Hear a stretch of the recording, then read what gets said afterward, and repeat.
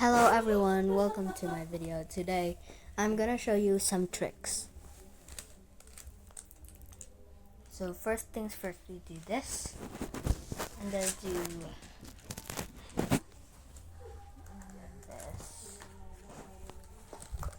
and then do this Spider-Man, and then is there an actual Spider-Man, like a red Spider-Man?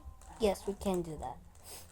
So now each color in a different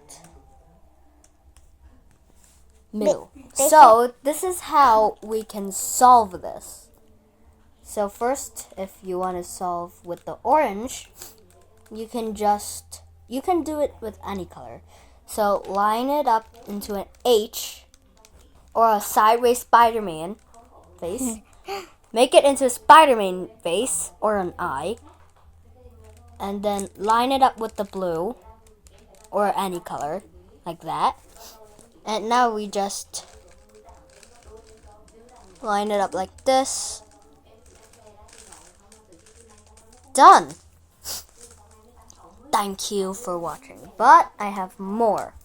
So we can make an earth by doing this. Like that.